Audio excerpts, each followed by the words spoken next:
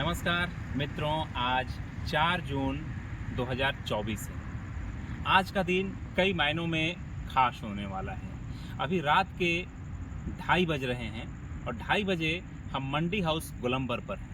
मंडी house यानी कि Lutyens zone का इलाका। यहाँ से राजनीति की दशा एवं दिशा तमाम सारी चीज़ें तय होती हैं। नई दिल्ली के इस क्षेत्र में चाहे वो एनएसडी हो, अलग अलग राज्यों के बनाए गए भवन हो, हमारे पीछे में आप दूरदर्शन भवन देख रहे हैं, ठीक बगल में कनॉट प्लेस जैसा हॉट इलाका भी है। इंडिया गेट भी यहाँ से महज 500 मीटर की दूरी पर है, जो कि भारत की राजधानी का एक तरीके से वो परिचय कराता है। मित्रों, बात 4 जून की हो रही है। 4 जून 2024 को आज बहुत खास इसलिए होने वाला है क्योंकि आज लोकसभा चुनाव 2024 के लिए मतगणना का काम आज संपन्न होना है। देश में किसकी सरकार बनेगी, चंद घंटों में ये तय हो जाएगा।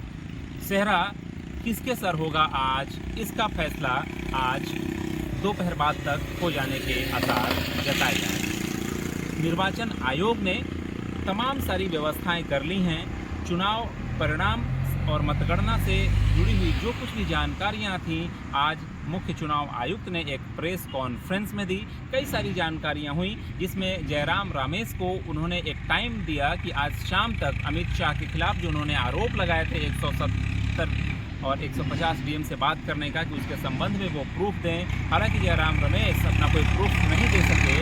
ऊपर से मल्लिकार्जुन खड़गे ने देश के को संबोधित करते हुए को कांग्रेस के महासचिव जयराम रमेश ने ट्विटर पर साझा किया है। तमाम सारी चीज़ें हुई। अखिलेश यादव कुछ अलग कह रहे हैं, सोनिया गांधी अलग कर रही हैं। तेजस्वी यादव जो बिहार के पूर्व मुख्यमंत्री हैं, राजद के नेता हैं, उनका कहना है कि जो एग्जिट पोल है उसके नतीजों पर वे विश्वास नहीं कर रहे हैं और देश में इंडी गठबंधन की सरकार होगी। हालांकि एग्जिट पोल और पोल ऑफ पोल्स की अगर माने तो देश में एनडीए को बहुमत की ओर दिखाया जा रहा है।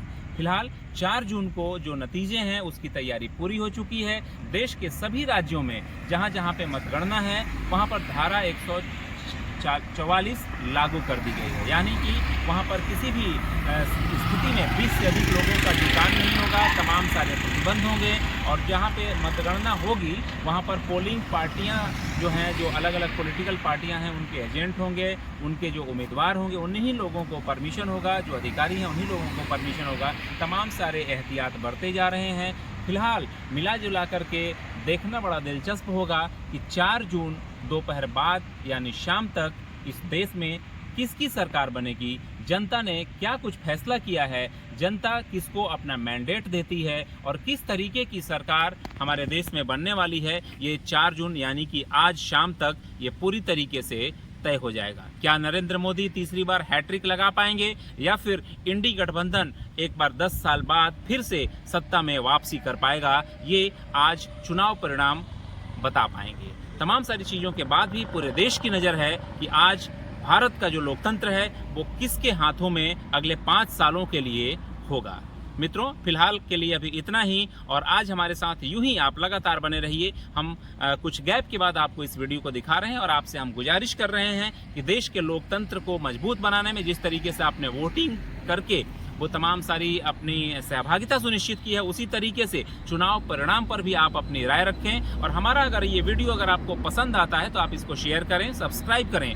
रही बात बिहार की, चूंकि मैं बिहारी हूँ तो बिहार में मैं आपको कुछ चीज़ें जानकारी ये बताना चाहता हूँ कि बिहार में कई सारी सीटें हैं जिसको आप हॉट सीट कह सकते हैं। जैसे पूर्णिया का सीट है जहाँ पर निर्दलीय उम्मीदवार पप्पू यादव ने लड़ाई को तिकोना बना दिया है। काराकाट जो कि रोहतास, औरंगाबाद और कुछ हिस्से उसके वो रोहतास, औरंगाबाद और आरा के कुछ हिस्से जहां पे आते हैं कि जहां पे पवन सिंह ने मुकाबले को त्रिकोणीय बना डाला है। उपेंद्र कुशवाहा जो रालोम के उम्मीदवार हैं, सुदामा प्रसाद जो कि भाकपा माले के हैं। तो तमाम सारी वो ऐसी चीज़ें हो रही हैं। जो आरा का सीट है राजकुमार सिंह जहां से केंद्रीय मंत्री चुनाव लड़ रहे हैं। जो पाटलिपुत्र है जहां पे राजद की मीसा भारती रामकृपाल यादव बीजेपी को कड़ी टक्कर दे रही हैं। तमाम सारे सासाराम का जो शिवेश राम और मनोज राम के बीच टक्कर का मुकाबला है।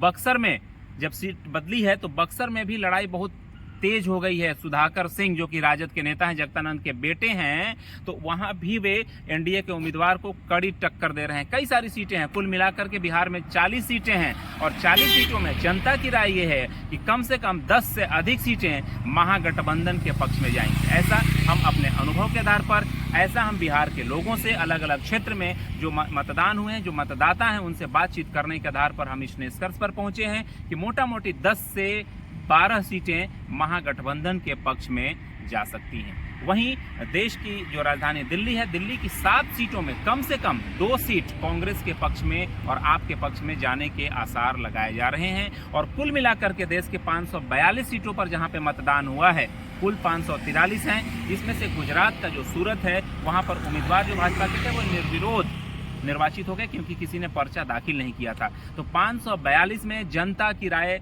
ये है कि 300 से नीचे में एनडीए गठबंधन रहेगा।